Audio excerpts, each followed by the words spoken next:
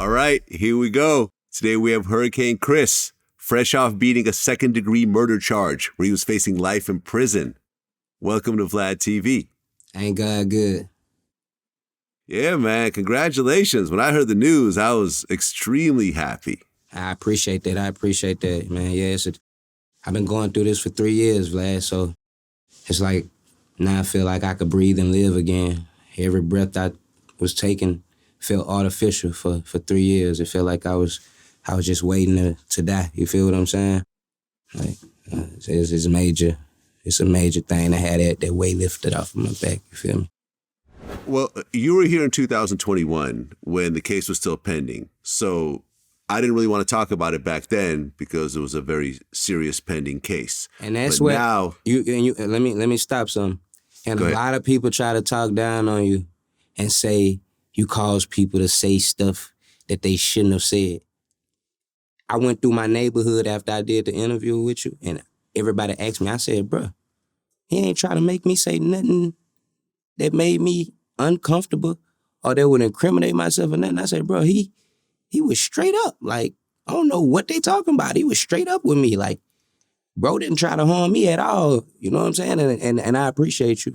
You know, he was very sensitive to what was going on when we did the interview. And I can testify to that. Absolutely. You're real. Absolutely. Thank you, man. Thank you. Well, let's go ahead and actually talk about the situation. You know, you reached out on DM. You said, hey, you know, I just beat the case. I'm ready to talk about it. I want to go into the details. I said, you know, if you're comfortable talking about it, then we can go ahead and talk about it.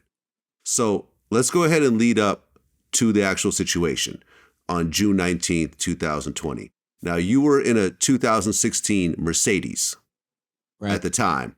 Right. And there was some confusion as to the ownership of the Mercedes because later on you find out that the Mercedes was registered as a stolen vehicle. Right. Right? Now, from what I understand, this was your ex-girlfriend's car. So tell me about that whole situation of why you were in that particular Mercedes that day.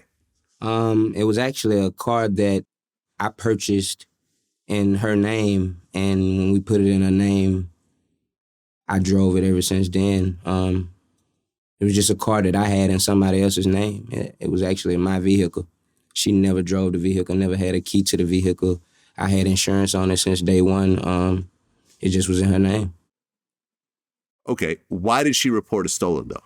She reported it stolen because when we was in California, we had a argument, and I told her I was leaving California, going back to Texas, and I wasn't rocking with her no more. So she actually came to court and testified to the fact that that's why she reported it stolen. She said that we had an argument, and she woke up the next day and she reported the car stolen. Okay, thank you for clearing that up. So you're in this car that's technically your car. Yep. And you pull up to the Texaco gas station. Yep. What happens next? I get out of the car at the Texaco. I talked to some people I know for a while, and we just standing outside. Something I do in my community very often. If I see somebody I know, we might stand there until the cows come home, just talking. It's the area that I was raised in, and I know almost every face. So, I mean, it's just something I'm comfortable doing. And as we were standing outside talking, somebody started breaking into the car, opening the car door. I run to my car. When I run to my car, I see him at my car door. He didn't open my car. I got an AR-15 inside the vehicle. He didn't open it. It's right on the front seat. I approached with my weapon drawn, saying, step away from the vehicle. Immediately, now, step away from the vehicle. As I'm saying this, he take a step towards me and start uttering stuff out of his mouth. Threats and a bunch of other stuff that I couldn't understand. Stuff that I could understand about what he would do to me and shooting me, killing me. And things I didn't understand, which was a bunch of mumbling, which witnesses testified to as well. At that moment, I take a step back to try to create some space in between us. Because I got a weapon drawn, and at this moment, I don't want you to get too close and attempt to disarm me. So I take a step back.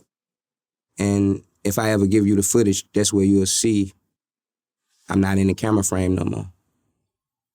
At this point, he's standing there, continue mumbling, making threats out of his mouth. I keep my weapon trained on him, saying, step away from the vehicle. I even yell for anybody else that's in the parking lot, hey, y'all, run around behind him, because he's reaching towards his pocket at this point.